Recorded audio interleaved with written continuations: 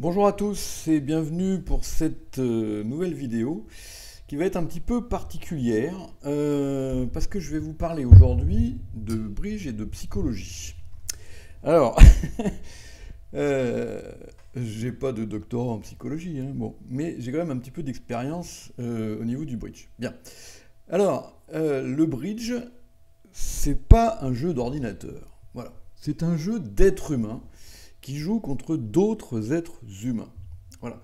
Et ça, c'est vraiment quelque chose de très important et qu'il faut bien comprendre si on veut être efficace. Bien. Alors, il y a plein de choses dont on va parler aujourd'hui. Alors, on va commencer évidemment par le plus trivial, le plus évident, c'est le partenaire. Bon. Alors, au bridge, son partenaire, on l'a normalement choisi. Voilà. On ne vous l'a pas imposé. Hein. Bon. Et ce partenaire que vous avez choisi vous-même, eh ben, il va falloir le choyer. Alors, je sais bien que ça a l'air facile à dire comme ça ne l'est pas toujours à la table, évidemment. Mais il faut penser que si votre partenaire fait une bêtise, en général, il ne l'a pas fait exprès. Hein. Il n'a pas fait ça pour vous embêter. Bon. Et il est déjà lui-même assez atteint psychologiquement par l'erreur qu'il vient de faire et dont il vient de se rendre compte, parce qu'en général, la plupart du temps, on s'en rend compte. Bon. Alors, si vous lui enfoncez la tête sous l'eau, c'est sûr que ça va pas être très efficace. Voilà. Parce que il risque tout simplement de refaire une autre erreur juste derrière. Voilà. Bon. Et puis, il y a aussi un autre élément, c'est que le bridge, c'est quelque chose de compliqué, et que parfois, on a l'impression que le partenaire a fait une erreur. Mais c'est pas forcément si certain. Oui. Moi, je sais que ça m'arrive souvent dans mes stages d'arriver à une table où deux joueurs visiblement ne sont pas d'accord. Voilà. Bon. Et en fait, quand on analyse la situation, le plus souvent, les torts sont partagés. D'accord. Et quand ils sont pas partagés, c'est souvent celui qui râle le plus qui a le tort. Voilà. Bon. Donc déjà, il faut se méfier un petit peu. Hein, quand on a l'impression que le partenaire a fait une bêtise, c'est pas forcément si évident que ça. Et si ça se trouve, la bêtise, c'est nous-mêmes qui l'avons faite, ou on n'a pas aidé le partenaire à trouver la solution. Donc déjà, il faut quand même un petit peu se méfier de ça. Bon. Et puis de toute façon, je répète, même si votre partenaire a vraiment fait une erreur, c'est pas de lui mettre la tête sous l'eau qui va l'aider. Voilà, bon. Donc, moi, je sais que mon partenaire François Dufour, par exemple, quand je fais une bêtise et que je me lamente et que je me couvre la tête de cendre, souvent il me dit un truc du genre bah non, c'était pas si facile, j'aurais sans doute fait comme toi. Et mais c'est pas forcément vrai, vous voyez, bon. Mais c'est gentil et c'est efficace, vous voyez, bon. Alors, en plus, il faut savoir que le bridge, c'est un jeu d'erreurs. Voilà. Tout le monde fait des erreurs, tout le temps. Voilà. Même les grands champions. Hein. Là, les championnats du monde à Buenos Aires viennent de se terminer. Je ne sais pas si vous les avez suivis un petit peu, mais même à très très haut niveau comme ça, ils n'arrêtent pas de se tromper. Vous voyez, ils se trompent d'entame, ils se trompent de retour, ils se trompent dans la ligne de jeu, ils font des enchères qui tournent épouvantablement mal, etc., etc. Voilà. Donc il faut bien comprendre que tout le monde fait des erreurs tout le temps. Voilà. Donc votre partenaire aussi. Voilà. Donc ça fait partie du jeu. Et si vous voulez qu'il en fasse de moins en moins, eh ben, il ne faut pas l'accabler quand par hasard il en fait une. Si tant est que ce soit vraiment lui qui l'ait faite. Bien. Alors, pour vous montrer à quel point le bridge est un jeu d'erreurs, je vais vous faire poser une petite question. Voilà. On va imaginer que monsieur machin fait un tournoi de l'après-midi dans son club de 24 donnes. Et il a la chance d'avoir Thomas B6 qui vient le regarder jouer. Donc Thomas s'assied derrière monsieur machin et le regarde jouer pendant toute l'après-midi. Il dit rien, il le regarde. Et puis à la fin du tournoi, donc on a joué 24 donnes par exemple, Thomas il prend son petit calepin parce qu'il a tout noté sur un petit calepin. Et puis il dit voilà, écoute Bernard, hein, tu as fait 24 erreurs nettes dans ce tournoi, que j'ai noté, que je vais t'expliquer maintenant, on va les regarder les unes après les autres. Voilà.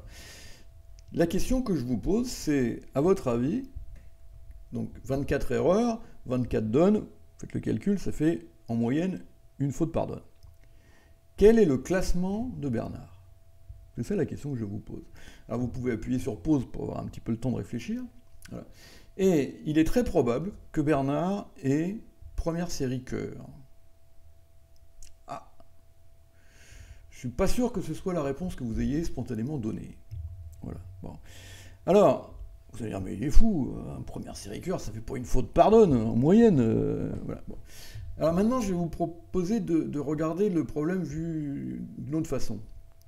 À chaque donne de bridge, vous allez, non, si vous avez 2 points, 4, 3, 3, 3, vous allez en général mettre que des cartes en passe, on est d'accord. Mais enfin, la plupart du temps, vous allez faire 2, 3 enchères, bon, y compris les passes, hein, qui peuvent être des occasions de faire des erreurs.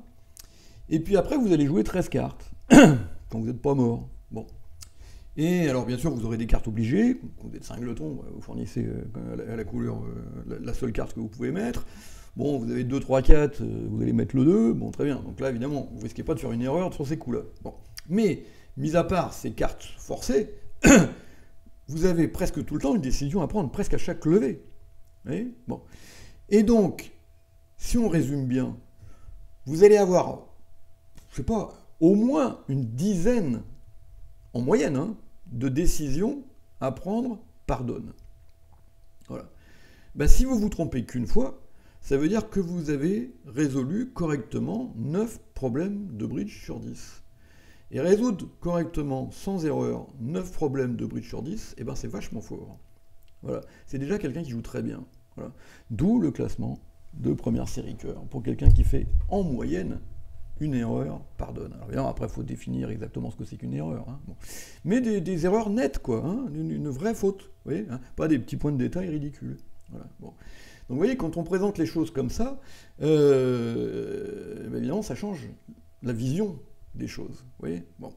Donc, il faut bien se mettre ça dans la tête. Voilà. Donc, tout le monde fait des erreurs tout le temps. Simplement, les grands champions en font moins. Voilà. Mais ne vous inquiétez pas, ils en font. Et ils en font plus que ce qu'on pourrait imaginer. Bien. Donc, conclusion, il va falloir commencer par relativiser tout ça et arrêter de vous jeter sur votre pauvre partenaire quand il fait une erreur, parce que forcément des erreurs, il va en faire beaucoup. Voilà. Et vous aussi. Voilà. Bon. Bien. Deuxième chose dont je voulais vous parler, c'est l'attitude que vous devez avoir vis-à-vis de vos adversaires. Alors, je ne vous parle pas du fait que quand vous arrivez à la table, vous leur dites bonjour et que vous vous comportez d'une façon civilisée. Hein, ça, c'est suffisamment évident pour qu'il n'y ait pas besoin d'en reparler. C'est pas ça dont je veux vous parler. Quand on joue en tournoi par paire, en général, on passe 2 donnes, parfois 3, contre les mêmes adversaires. On n'a pas trop de temps d'instituer un véritable rapport entre les paires. Mais quand on fait du match par 4, on va jouer 8 donnes, 12 donnes, 16 donnes, hein, d'affilée, contre les mêmes adversaires. Et là, très souvent, il se passe un phénomène. C'est que au bout de 2, 3, 4 donnes, il y a une des 2 paires qui a pris l'ascendant psychologique sur l'autre. Et qui du coup va se mettre à jouer bien, en confiance, alors que l'autre va commencer à être fébrile, s'énerver, voire s'engueuler entre partenaires, etc., etc. Et évidemment, il est très important d'être du bon côté, c'est-à-dire d'être la paire qui va prendre l'ascendant psychologique sur l'autre. Alors, c'est pas facile, évidemment, ça. Voilà. Mais je vais vous raconter 2 anecdotes. Une que j'ai vécue moi et une que j'ai vécue en indirect puisque j'étais spectateur. Alors, celle que j'ai vécue moi, c'était il y a très longtemps. Je jouais avec un partenaire qui est toujours un de mes amis et qui on est souvent dans les mêmes équipes. Et à l'époque, il bossait beaucoup, il avait un travail très, très prenant. Bon. Et on faisait en particulier l'interclub dans le comité du Val-de-Seine. Alors je ne sais pas si c'est toujours comme ça, mais à l'époque c'était du grand délire, puisqu'il y avait 12 équipes en première division et qu'on s'est tapé 11 jeudis consécutifs, 32 donnes à chaque fois, imaginez le nombre de donnes que ça fait. Tout ça pour qualifier 8 équipes sur 12 en finale de ligue. Bon, plus le 9e qui était barragiste. Bon, enfin bref. Donc, voilà. Et c'était des matchs en semaine le soir. Bon, et lui, avec les horaires de boulot qu'il se tapait, je peux vous dire qu'il arrivait avec son sandwich à la main et ses cheveux hirsutes, il n'était pas dans de très très bonnes conditions pour jouer au bridge. Et un jour, on s'installe, et première donne, il me fait une intervention bicolore, je ne sais plus, mettons bicolore mineur, à 200 atouts, sur l'ouverture d'un pic de l'adversaire, avec que dalle. Bon. Et moi, en face, j'ai 2 petits trèfles et un petit carreau, comme d'habitude. Bon. Et 10 cartes majeures. Je me fais contrer à 3 trèfles, et je perds 1400. Bon, mes adversaires gagnent la manche, mais pas plus. Donc évidemment, c'est pas un très bon départ dans la vie. Bon. Et là, il s'est passé un truc dingue. Mon partenaire, à la fin de la donne, se marre, me regarde et me dit « Bon, c'est vrai, j'étais pas absolument obligé de dire 200 atouts avec cette poubelle. » Bon. Et là, du coup, j'éclate de rire et je lui dis « Bah oui, effectivement, c'était pas obligé. » Voilà. Et là, c'est dingue, il s'est produit un phénomène. Nos adversaires nous ont regardés comme des martiens. C'est-à-dire qu'ils se sont dit, mais attends, les types, ils s'assoient, ils prennent 1400 à la première donne contre rien, et ça les fait marrer. Bon. Eh ben, c'est incroyable, hein, mais c'est eux qui venaient d'encaisser un super bon coup. Eh ben, c'est nous qui avons pris l'ascendant psychologique à la table. Oui. Voilà. Tout ça parce que ça nous a fait rire. Bon. Et que, résultat des courses, ils se sont dit, mais c'est qui ces deux fous furieux? Et jamais on arrivera à les battre. Ils sont trop solides. Vous voyez, c'est incroyable, hein, cette histoire. Mais je vous jure que c'est vrai. Hein. Voilà. Et résultat, on les a massacrés. Voilà. Et dans le même état d'esprit, alors là j'étais spectateur, je regardais jouer LGMO Elnes. Alors je ne sais pas si vous avez entendu parler de ces garçons, mais LGMO Elnes, donc c'est des immenses champions norvégiens qui ont été à une époque numéro 1 et numéro 2 mondiaux. Bon, maintenant Elnes a plus ou moins arrêté de jouer, il n'y a plus que LGMO, mais bon, à l'époque c'était vraiment dans le top mondial. Et nos deux compères jouent 300 atouts au sur-bâton. Bon, alors il faut savoir que LGMO Elnes, leur contrat fétiche, c'était 300 atouts, et que quand par hasard les adversaires avaient l'outrecuidance de les contrer, il y avait le carton bleu qui venait automatiquement. C'était parce qu'ils considéraient que c'était un crime de lèse-majesté de les contrer à 300 atouts. Bien. Et donc voilà, donc mon Thor Elnes, alors il s'appelle Thor, donc c'est le nom du dieu du tonnerre dans la mythologie scandinave, qui joue 300 atouts sur bâton. Bon. Et faut qu'il trouve la dame de trèfle. S'il trouve la dame de trèfle, il gagne. 300 atouts sur contrée, 1000. S'il ne la gagne pas, il fait 4 de chute. 2200. Bon. Alors, c'est un petit peu lourd comme décision. Il réfléchit. Bon. Et puis finalement, il se gourre. Et il fait 4 de chute. Bon. Et à ce moment-là, je vous jure, c'est vrai, il éclate de rire, il lève le truc, là, et il dit à son partenaire, ça va pas être bon. Et ben, pareil, même phénomène, les adversaires, ils ont été médusés, parce qu'ils se disent, ces types-là, il vient de balancer 2200 points, non, plus que ça, 3200 points, perdu 2002, l'autre gagné 1000 sur une donne. Comment voulez-vous battre des types comme ça? Oui, voilà. Donc c'est hyper important. Voilà. Donc, il vous arrive un sale coup, je ne dis pas que c'est facile, évidemment, moi, il y a des fois, on se dit quelle horreur, bon, mais c'est vraiment important, c'est pas grave, gardez vos nerfs et faites comme Elnes et le Gémeaux, repartez à l'attaque dès la donne d'après. D'accord? Voilà. Et vous allez voir que c'est quand même sacrément efficace. Troisième volet, le langage corporel. Bon. Alors, là aussi, on ne joue pas contre des robots. On est des êtres humains, on joue contre des êtres humains. Voilà. Et on n'est pas, nous autres bridgeurs, des joueurs de poker. Les joueurs de poker, c'est leur métier, de cacher leurs sentiments. Ils viennent avec des lunettes noires, des bonnets, des machins, des écouteurs sur les oreilles pour essayer de ne pas manifester la moindre chose dans leur langage corporel. Mais les bridgeurs, ils font pas ça. Vous avez jamais vu des bridgeurs, même de très haut niveau, arriver avec des lunettes noires, un bonnet sur la tête et des écouteurs dans les oreilles. Bon, voilà.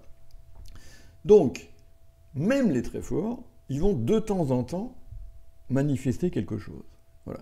Alors, je vous rappelle qu'il est totalement interdit d'utiliser le langage corporel, les hésitations, les mimiques, tout ce que vous voulez, de votre partenaire. C'est interdit par la loi. Vous n'avez pas le droit d'en tenir compte pour prendre une décision que vous n'auriez pas prise autrement. Voilà. Mais en revanche, vous avez parfaitement le droit d'utiliser les mimiques et les expressions, le langage corporel de vos adversaires. Voilà. Même des forts joueurs. hein. Ils vont de temps en temps dévoiler quelque chose. J'ai un de mes meilleurs souvenirs de bridge, c'est une donne que j'ai racontée sur Amour de Bridge, dans la rubrique Dans la tête d'un champion, c'est le numéro 69. Bon, je ne vais pas vous le refaire, mais allez le voir, et vous verrez, c'est vraiment quelque chose de très intéressant, et comment est-ce qu'on peut utiliser ce genre de choses chez vos adversaires. Alors, un autre exemple, beaucoup plus simple. Je vous amène un petit post-it, et imaginons que vous ayez donc cette couleur-là, à manœuvrer, et vous jouez 6 piques. Bon. Et vous avez une perdante inéluctable, ou vous avez un as dehors, bon, un as dehors, normalement vous ne devriez pas jouer 6 piques, mais enfin, c'est des choses qui arrivent. Ou alors on vous a entamé dans une couleur que vous êtes obligé de tenter l'impasse et puis elle a raté, etc., etc. Bref, il faut trouver la dame d'atout. Alors, vous pouvez avoir des éléments techniques, parce qu'il y a un déséquilibre connu dans une couleur, vous savez qu'il y a beaucoup de carreaux à votre gauche, pas beaucoup à votre droite, ben vous allez mettre la dame de pique plutôt à votre droite. Très bien. Mais là, vous êtes dans le brouillard, il n'y a rien. Alors, vous pouvez jeter une pièce en l'air, parce que avec roi, valet, 10, 9, 8, 7, dans tous les, voilà, vous pouvez faire l'impasse exactement dans les deux sens. Bon. Mais un bon bridger ne jette jamais une pièce en l'air. Oui. Donc on va essayer de trouver un argument dans un sens ou dans l'autre. Et ce qu'il faut faire, c'est jeter un petit coup d'œil à vos adversaires. Alors, vous allez me dire, oui, mais maintenant on joue toujours avec des écrans. Alors d'abord, on ne joue pas toujours avec des écrans. Et puis deux, même quand on joue avec des écrans, on en voit un quand même. Hein, donc voilà. Donc voilà, vous pouvez quand même les regarder. Et en général, alors surtout si vous avez déjà perdu une levée, hein, là c'est encore plus vrai, eh bien, regardez-les vos adversaires. Et vous allez voir qu'il y en a un qui est plus concentré, ou plus nerveux, ou plus tendu. Voilà. C'est un qui s'intéresse plus à la donne, quoi. Visiblement, il est passionné par la donne. Oui, et l'autre moins. Eh bien, celui qui est passionné par la donne, c'est lui qui a la dame de pique. Voilà, on joue 6 piques, c'est un coup important, match par 4. Il a déjà fait une levée, il a la dame d'atout. Il a envie de la faire. Ouais, bon. Et donc, il est là, en train de s'angoisser. Est-ce que le déclarant va faire l'impasse dans le bon sens ou dans le mauvais? Oui. Donc, on le sent présent à la table. Oui. Donc, de toute façon, au pire, c'est une chance sur deux. Hein. Bon, donc, mais c'est toujours mieux d'essayer de se raccrocher à quelque chose plutôt que de jeter une pièce en l'air. Voilà. Donc, regardez vos adversaires, regardez celui des deux qui a l'air d'être le plus concentré, le plus intéressé par la donne, le plus nerveux, qui a un petit tremblement de son stylo quand il écrit, etc. Oui, des petites choses comme ça. Oui. Et vous allez voir que, sur le long terme, ça va être drôlement efficace. Bien.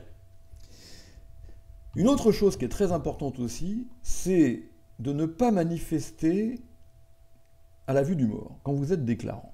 Voilà. Un exemple tout bête. Vous jouez 300 atouts avec ces deux jeux.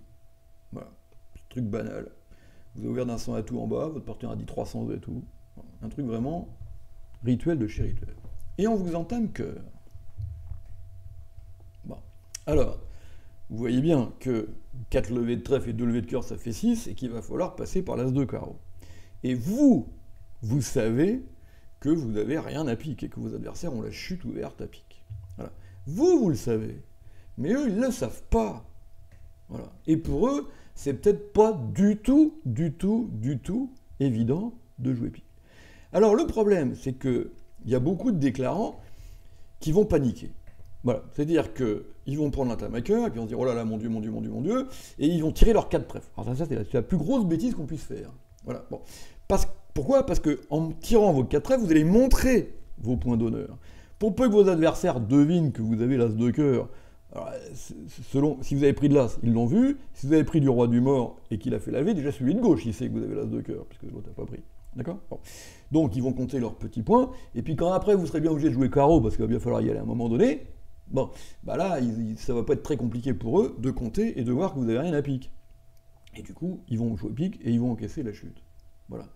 Donc ce qu'il faut faire quand il vous arrive ce genre de choses, première chose, merci partenaire avec un grand sourire, calme et détendu, vous prenez l'entame à cœur du roi, du mort, et vous jouez carreau, pour le roi. Voilà.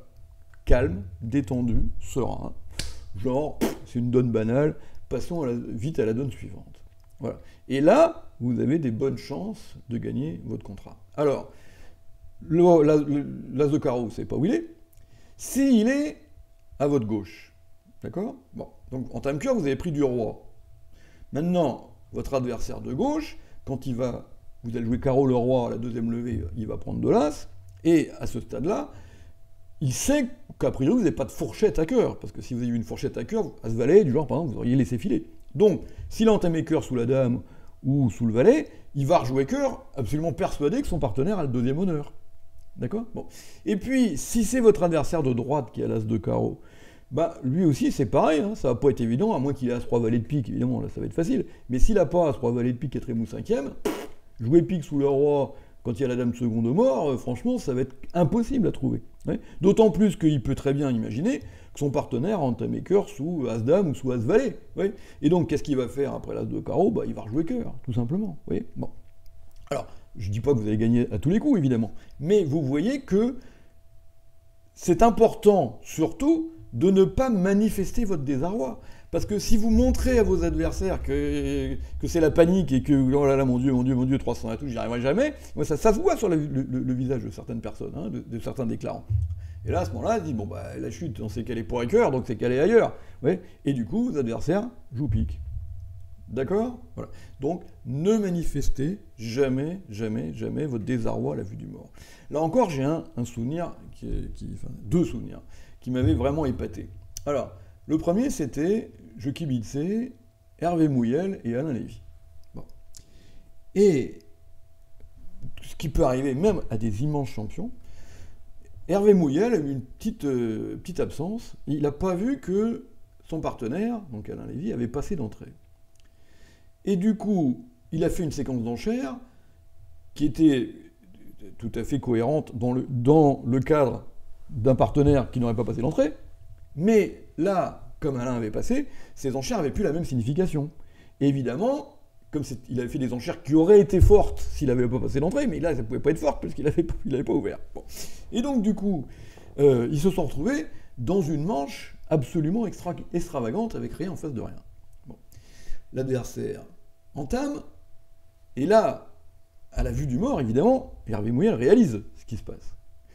Et là, ça a été incroyable. Il n'a pas bronché une demi-oreille. Voilà. Merci partenaire, avec un grand sourire, alors que le type, lui est allé évidemment pas du tout ce qu'il espérait. Bon. Et donc, calme, détendu, serein, pas de problème, tout va bien, d'accord? Bon. Et résultat des courses, il jouait pourtant pas contre des mauvais, hein, jouait très très fort, hein, les adversaires. Et ben, il a réussi à les empapaouter complètement, à trouver une ligne de jeu qui leur permettait, non pas de gagner parce que le coup était ingagnable, mais de se le faire filer. Voilà. Et tout ça parce que il n'a pas manifesté son désarroi. S'il s'était dit, ah, mais pourquoi tu m'as fait ces enchères-là? Et l'autre, bah, j'ai passé d'entrée. Ah, merde, ah oui, ah bah, j'avais pas vu, excuse-moi. Inutile de vous dire que là, c'était mort. Jamais les adversaires lui auraient filé le coup. Ouais. Donc, très important, quand le mort n'étale pas ce que vous pensez qu'il va vous étaler, vous ne bronchez pas, vous ne dites rien. L'autre anecdote que je vais vous raconter, elle date il y a bien longtemps, en 1994, si je ne me trompe pas. Et moi, je ne joue pas, je suis journaliste, et c'est la finale de la Coupe de France. Bien. Et moi, je suis là pour faire le reportage, pour après raconter ce qui s'est passé dans le Bridger. Bien. Et la finale est complètement incroyable. On a, d'un côté, ce qui était, à peu de choses près, l'équipe de France de l'époque. Ce qu'on pouvait faire de mieux en France. Lévy Mouyel, toujours les mêmes, et, je crois, Abécassis Quentin, de mémoire. Hein. Bon, on pourrait vérifier, mais je crois que c'était ça. Donc, vraiment, top niveau français, mondial, etc. Et leurs adversaires, en finale, donc le dernier match, hein, celui qui va décider de la Coupe de France, c'est 4 gamins qu'on n'a jamais vus. Moi, je les connais pas, j'ai jamais vu, je les connais pas ni Neve ni d'Adam. Vraiment des jeunes, hein, une vingtaine d'années. Bon, ça va être marrant à regarder. Bon, tout le monde se dit, les pauvres, ça va être une boucherie. Bon. Et puis, ils s'installent. 40, 50 personnes autour de la table, parce qu'à l'époque, il n'y avait pas BBO, il n'y avait pas tout ça. Hein. Bon, donc, on regardait. Voilà. Tous les gens qui s'étaient fait éliminer en demi-finale ou même la veille étaient là pour venir regarder. Bon. Et donc, il y avait beaucoup, beaucoup de monde. Et vous imaginez, donc 4 gamins d'une vingtaine d'années qui jouent contre le top français, européen, mondial, voilà, une finale de Coupe de France avec 40 ou 50 personnes autour de la table. Bien. Pas évident. Et j'en vois un des deux, alors on est en salle ouverte, le côté en salle fermée, on voit pas ce qui se passe. Et j'en vois un des deux, il est blanc comme l'écran, là. Bon. Il se dit, mais qu'est-ce qu'on fout là? On va se faire exploser la tête, tout le monde nous regarder, ça va être horrible. Puis l'autre, ça va. Il a l'air d'être cool. Bon. Première donne, deuxième donne, troisième donne, quatrième donne. Bon, il filote une ou deux petites levées. Bon, il se passe rien de grave, mais on sent qu'ils sont un peu... Enfin, qu'un des deux, surtout, qui est un petit peu fébrile. Et que on a l'impression qu'il est complètement enfoncé dans son siège et qu'ils ont qu'il fout là. À l'époque, il n'y avait pas d'écran, hein, vous voyez, donc tout le monde. Bon. Et arrive la donne 5, un truc dans le genre. Et l'autre petit jeune joue 4 piques contrées vulnérables. Donc il s'est fait allumer par Lévi Mouyel. Bien. Et moi, je suis entre lui et Alain Lévy, et je vois les 4 jeux. Je vois les jeux. Et je vois que 4 piques contrées ne peut pas s'en sortir. Voilà. Bon. Et Hervé Mouyel entame, le mort s'étale, et là, merci partenaire, grand sourire jusqu'aux oreilles, et il commence à jouer son coup. Calme, détendu, il plaisante avec moi, qui suis à côté, il regarde, visiblement il a dit lever de tête. Et à un moment donné, Alain Lévy, donc, oui, il devait déjà être champion du monde. Oui, il était déjà champion du monde, évidemment, à l'époque. A un choix. C'est-à-dire que il a une position pour faire chuter. Il faut que Hervé possède, je ne sais plus quoi, le valet de trèfle, je ne sais plus quelle carte, peu importe. Et à ce moment-là, il faut qu'il joue telle couleur. Bon. Mais si Hervé n'a pas la carte en question, il file +1. Alors qu'il peut assurer 3 levées dans son camp. Bon. Alors, normalement, en match par 4, on essaie de faire chuter, parce que entre 200 dans la bonne colonne et 790 dans la mauvaise, par rapport aux 990 de la surlevée, c'est pas grand-chose. Bon, donc normalement, on doit tenter, quitte à filer +1. Mais là, le petit gamin, là, 20 ans, il est tellement en train de lui expliquer, par son langage corporel, qu'il a dit lever de tête, qu'il s'est dit, c'est pas possible. Il peut pas ne pas avoir le fameux valet de trèfle. Voilà. Donc du coup, si je joue comme ça, il va faire +1, 990, ça commence à être un petit peu chéro par rapport à 620, en imaginant que les autres n'ont pas contré de l'autre côté. D'accord? Bon. Après tout, bon, 790, c'est pas un drame, ça va me coûter 5, et puis on comptera sur les autres donnes pour aller gagner le match qu'on est sûr de gagner, parce qu'on est tellement plus fort qu'eux. Oui, qui était juste. Voilà. Et résultat des courses, bah, il a tiré ses 3 levées pour juste fait. Alors que l'autre, il n'a pas du tout le valet de trèfle. Voilà. Et moi, ça m'a épaté, cette donne. Je me suis dit, mais ce gamin-là, on va en faire quelque chose, hein, parce que être capable de faire ça, d'avoir le niveau psychologique pour être capable de résister à la pression incroyable qu'il aurait dû y avoir sur ce match-là, franchement, ça, c'est vraiment du grand art. Ouais, c'est très, très, très fort. Alors maintenant, je vais vous dévoiler le nom du gamin en question. Il s'appelait Jérôme Rombaud. Bon, évidemment, on commence à comprendre un petit peu mieux. Pourquoi après? Comment c'est devenu? Voilà. Bon. Donc, mais c'est des choses qui sont vraiment importantes. Voilà. Alors, il y a une expression que vous avez peut-être certainement entendu parler, c'est jouer le paysage. Bon. Alors, quand on dit jouer le paysage, tout de suite on pense un truc un peu péjoratif, du genre, bon, je vais bourrer 4 piques, parce que, bon, même si ça chute, les 2 pommes, là, vont bien réussir à me filer 4 piques. Bon. Alors ça, c'est pas ça du tout, jouer le paysage. Voilà. C'est ce que pensent les gens, mais c'est faux, c'est pas ça. Et ça, l'attitude du bon joueur, entre guillemets, qui joue contre deux joueurs de moindre niveau, et qui se dit, voilà, je vais planter 4 piques, parce que ces 2 crétins vont bien réussir à me filer le coup, et bien ça, c'est très mal joué. Voilà. C'est exactement l'inverse de ce qu'il faut faire. Voilà. Jouer le paysage, c'est pas une expression péjorative. Ça veut juste dire qu'on va adapter sa stratégie au niveau de ses adversaires et au niveau relatif des adversaires par rapport aux nôtres. Voilà. Et il arrive que ça marche dans les 2 sens. Vous voyez? Bon. Alors, justement, vous jouez un match par 4 et vous jouez contre des adversaires, une équipe qui est, sur le papier, nettement moins forte que vous. D'accord? Bon. eh ben c'est pas le moment d'aller faire des trucs bizarres à l'enchère. Au contraire, il faut jouer petit bras. Pépère de chez Pépère. Voilà.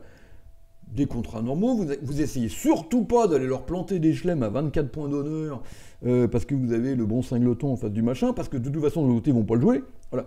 Et que si par hasard le chelem chute, votre bel écalage de technique, parce qu'il a tous son 4A, eh ben, ça va vous coûter 13. Donc vous ne plantez pas des manches ou des chelems que vous pensez ne seront pas nommés de l'autre côté. Vous comptez simplement sur votre jeu de la carte pour prendre le meilleur sur vos adversaires.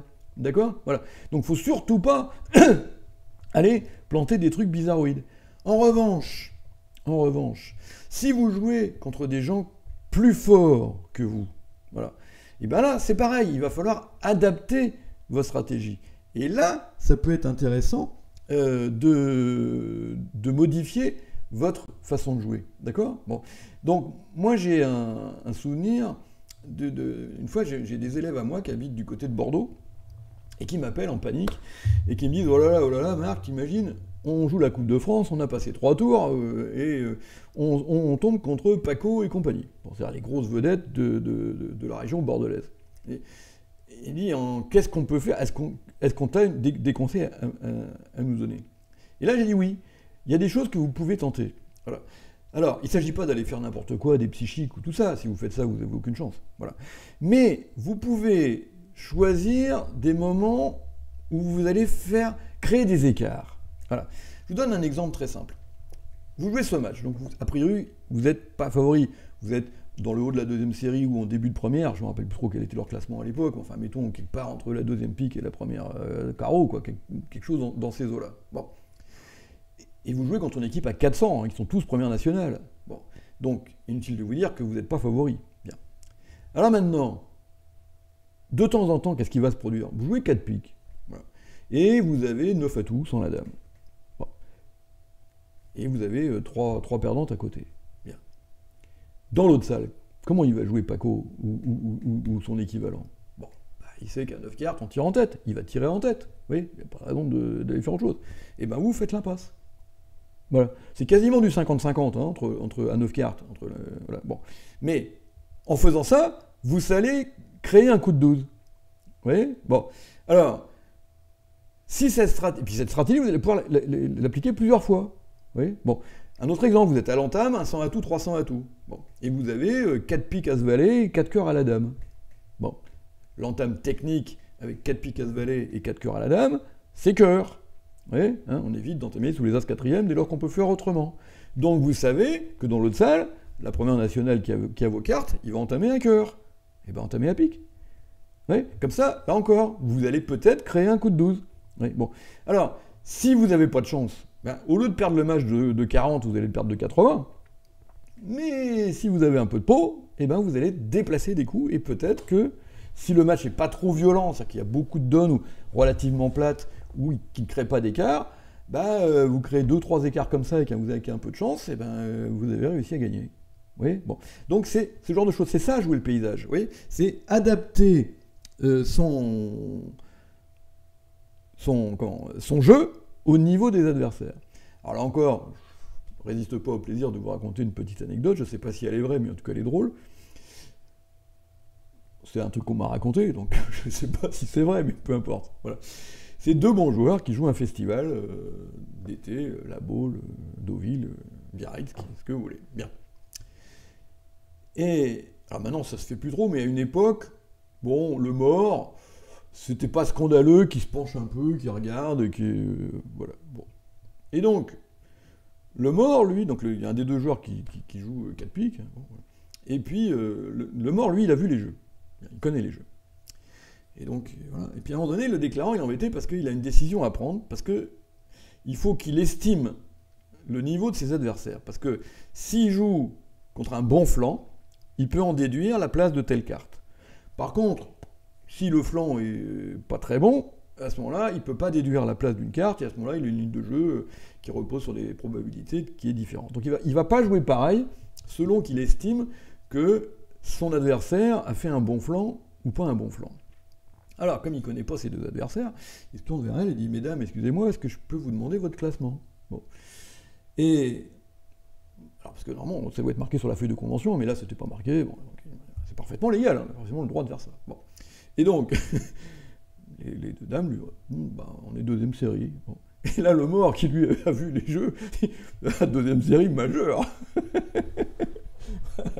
Donc, du coup, évidemment. Alors, bien sûr, c'est pas honnête de faire ça, mais voilà, j'ai trouvé que c'était mignon, et que c'était un coup rigolo. Voilà, bon. Donc, je vous en fais part. Bien. Alors, maintenant, il y a aussi des cas où la psychologie et la technique peuvent sembler en contradiction l'une avec l'autre. Voilà. Alors, imaginons une donne où la séquence d'enchères était la suivante. Voilà, je mets là.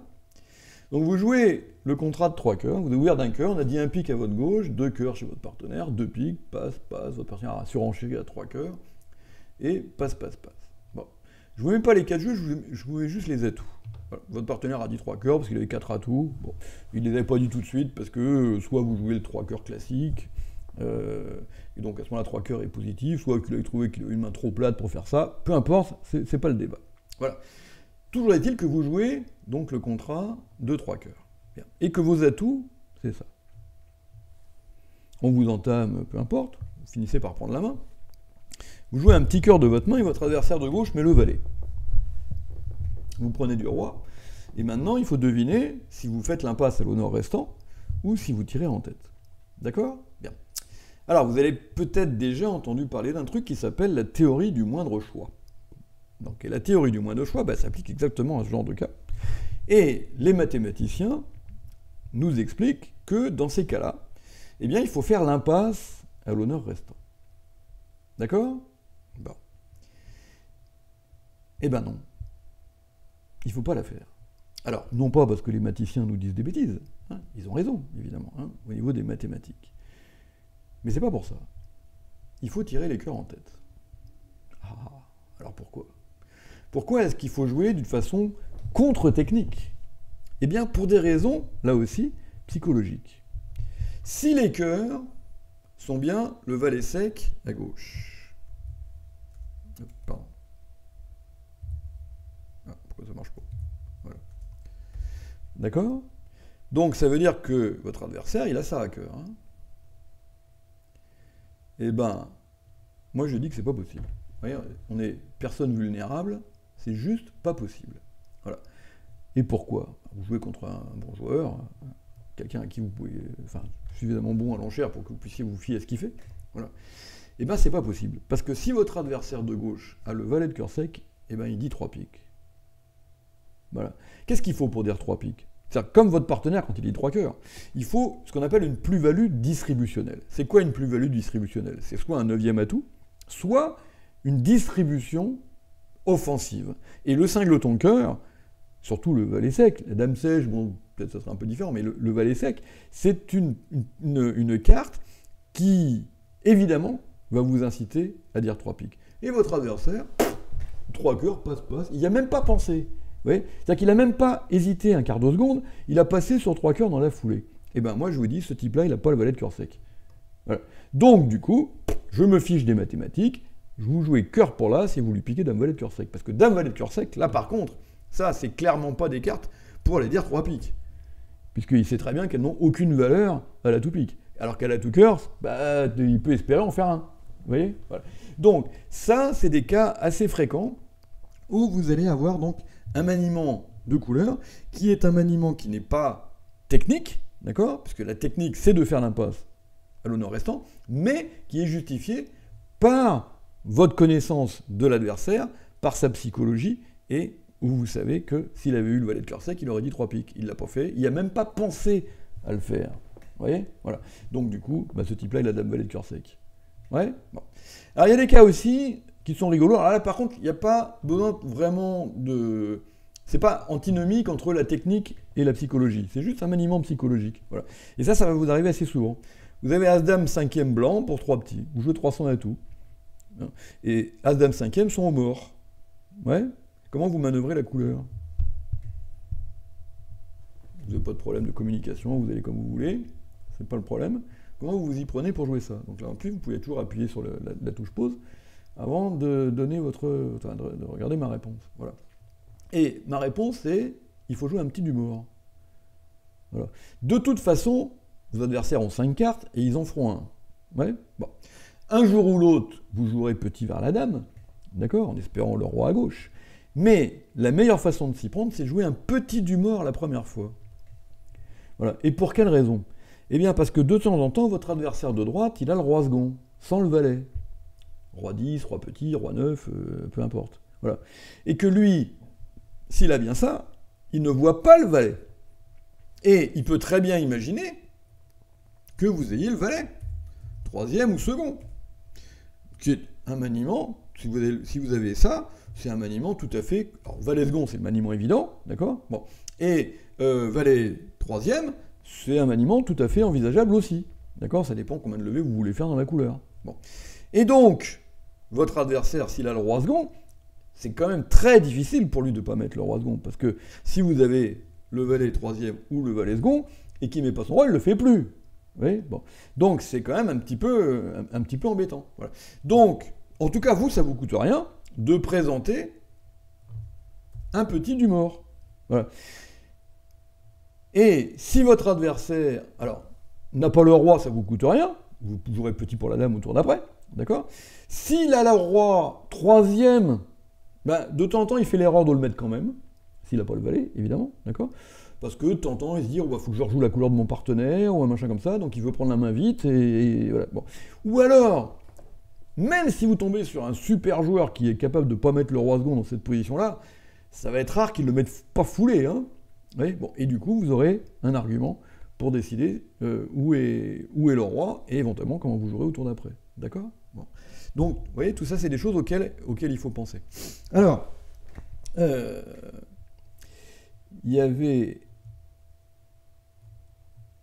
un autre coup aussi que j'aime bien, c'est celui-là. Voilà. Donc ça, c'est des maniements aussi de couleurs purement psychologiques. Voilà. Vous jouez 4 piques, et à pique et à cœur, vous allez tout mettre. Voilà. Et il faut manœuvrer vos trèfles. Alors, ça paraît absolument évident de faire l'impasse en partant du valet. D'accord? Bon. Alors, le problème, si l'impasse marche, il n'y a pas de souci, vous allez gagner, puisque vous aurez au moins une défausse, si ce n'est plusieurs, pour vos carreaux. Mais si le roi de trèfle est à votre droite, inutile de vous dire que vous allez prendre le retour à carreau dans les gencives. Bien. Et que si l'as de carreau est à votre gauche, vous êtes grand favori pour perdre 3 levées. D'accord? Bon. Et en fait, il ne faut pas jouer comme ça. Alors, je n'ai pas mis les cœurs et les piques, mais vous allez tout mettre, vous communiquez, il n'y a pas de souci. Il faut jouer trèfle pour là, c'est trèfle. Voilà. Si le roi est à gauche, au pire, vous avez perdu les surlevés. Voilà, parce qu'il prend du roi de trèfle, mais il ne peut pas jouer carreau utilement, donc tout va bien. Bon, et après, vous remonterez au mort pour défausser les carreaux sur les trèfles. Bien. Donc si le roi est à gauche, vous avez peut-être perdu une surlevée, mais c'est tout ce que vous avez perdu. Voilà, vous n'avez pas perdu votre contrat. Hein. Et en vache par 4, on s'en fiche. Maintenant, imaginez que le roi de trèfle soit à droite. Si vous jouez le valet petit, évidemment, il va prendre du roi, il va jouer carreau, c'est 100%. Mais quand vous jouez trèfle pour là, c'est trèfle du mort. À quoi il pense, votre adversaire de droite, qui a le roi de trèfle 3e ou 4e? D'accord? Lui, il voit pas, hein? Ce que vous avez. Il voit pas votre main. D'accord? Bon. Et il peut très bien imaginer que vous avez ça. Et là, s'il plonge sur son roi 3e ou sur son roi 4e, c'est une véritable catastrophe. Il est en train de vous libérer tous les trèfles, alors que la position des trèfles, c'est celle-là.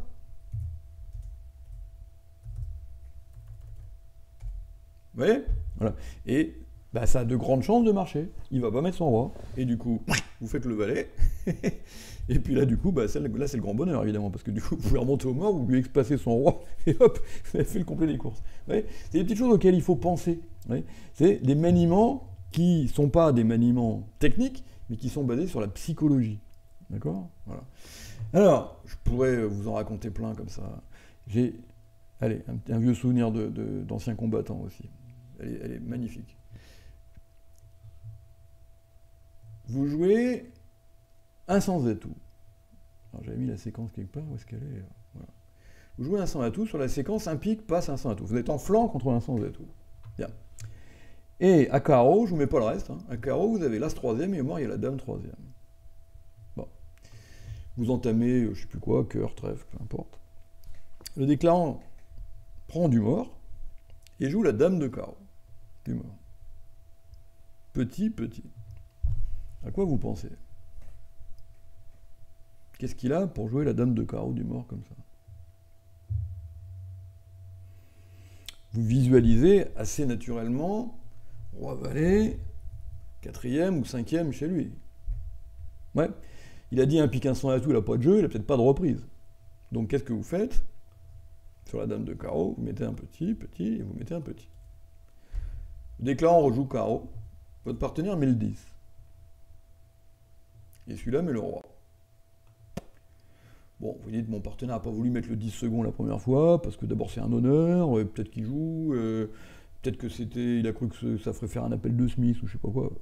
Bon, et donc vous continuez à visualiser toujours roi valet 5e chez le déclarant. Et vous remettez un petit. Ouais. Et là, le déclarant rejoue carreau, vous mettez l'as, et le valet de votre partenaire tombe.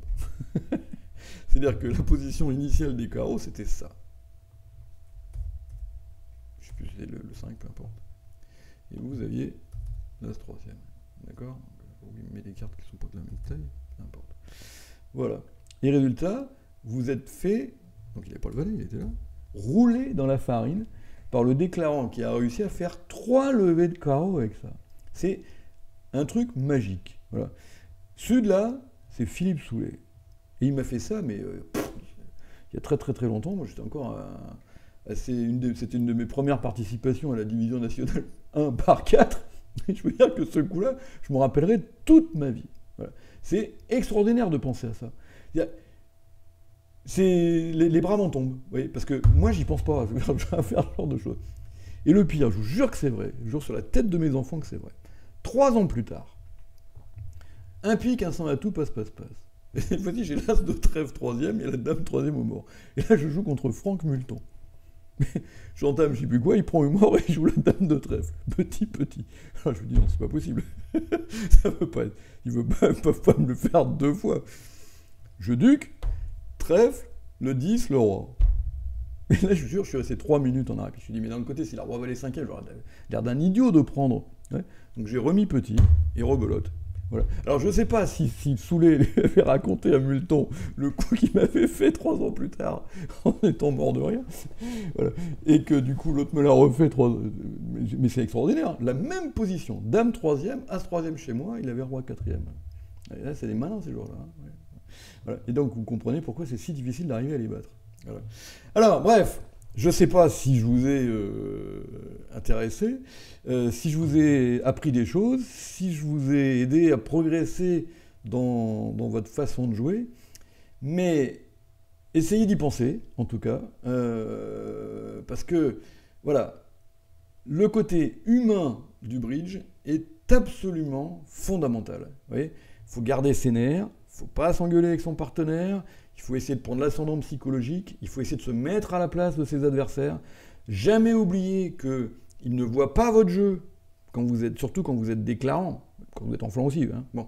Mais quand vous êtes déclarant, vous voyez votre jeu, mais eux, ils ne le voient pas. D'accord? Donc, quand vous avez un danger, quelque part, que votre contrat a l'air d'être mort-né, ne leur dites pas, ne manifestez pas. Restez calme, serein, souriant. C'est pas facile, hein?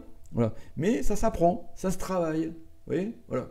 Et vous allez voir que ça va avoir un impact énorme sur vos résultats, si vous arrivez à vous améliorer de ce côté-là. Voilà. Parce que c'est vraiment quelque chose d'important. Ok? Bon, bah écoutez, j'espère que ça vous a intéressé. C'était un petit peu différent des vidéos techniques qu'on fait d'habitude. Voilà, c'est une envie que j'avais de faire ça. Et à bientôt. Ciao.